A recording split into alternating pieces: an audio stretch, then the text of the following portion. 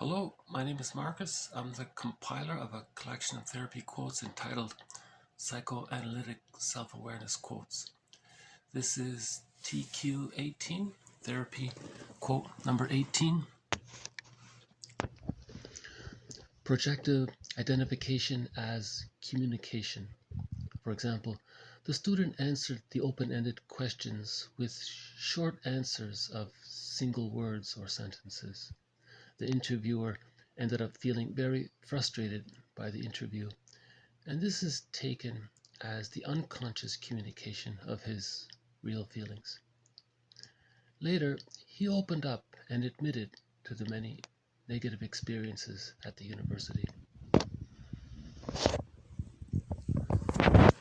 The defense mechanism of projective identification is one of the several threads that will be running through this series. Other threads include object relations theory, especially as explained by James Masterson, the work of Edmund Bergler, Margaret Mahler's work on the separation individuation process, and grief work, and a number of other threads. The projective identification is definitely one of the threads as well. A lot of authors grapple with this concept, and everyone explains it in their own unique little way. And it's basically getting the other person to feel what you're not feeling. So, and you might not know that you're doing that. And then if that other person's feeling what you're not feeling, then you can say to yourself, see, it's true. I don't have this feeling. It's over there. It's outside. They have the feeling. It doesn't belong to me. So you're trying to relieve the anxiety of having that feeling, but at the same time, you're trying to communicate that you have that feeling. And that's what this quote is about, projective identification as communication. So in the example, a university student went to a career counselor or to his professor or something, and he was feeling frustrated, but he wouldn't talk about it. So you could say he was being kind of passive aggressive, just giving one-word answers, short answers, and the interviewer ended up feeling frustrated. So the interviewer said, gee, I wonder if, I'm feeling frustrated. I'm now wondering if maybe that's what you're really feeling. And at the end, it turned out that the guy was very frustrated, but he didn't really know about it or was willing to talk about it. So that's one of the key points about projective identification, among others, is that it's an attempt to communicate what one is feeling, but doesn't maybe know they're feeling. So this behavior can be a little bit provocative.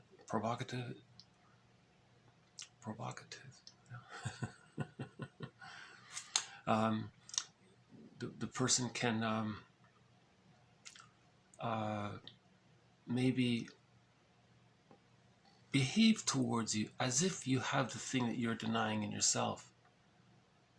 So they just assume something about you that belongs to yourself, but you just put it on them and then identify that person as having that projection.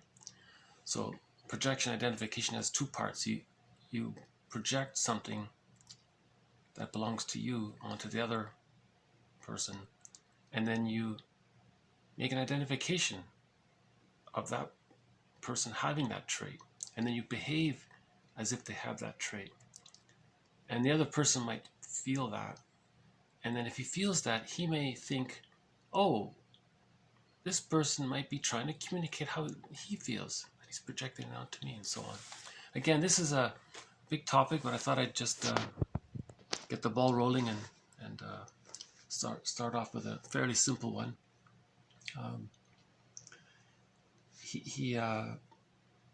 I think also this quote highlights the connection between passive-aggressive behavior and projective identification.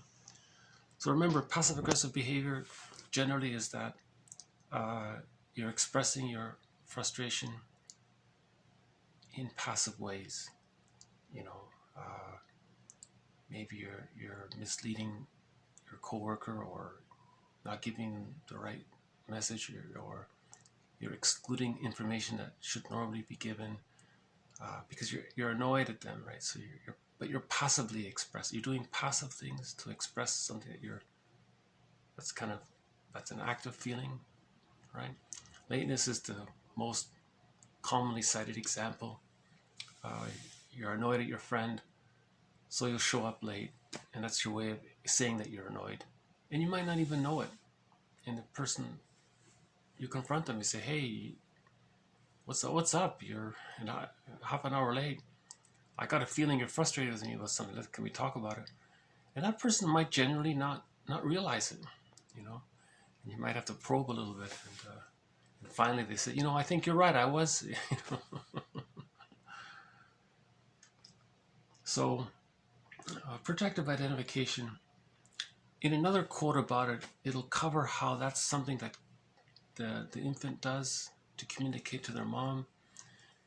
If the baby needs something, it doesn't have words, so it has to do things to try to communicate to the mother, right? And so it stems from this activity that the infant desperately, the infant's desperate attempts to communicate to the mom through behavior and action and gestures and movements and other things, right? So it's a kind of it's an example of communication, how projective identification is a communication. And so it's normal with kids, of course, but of course, if adults do it and depend on it and use it regularly, we say it's dysfunctional because, right,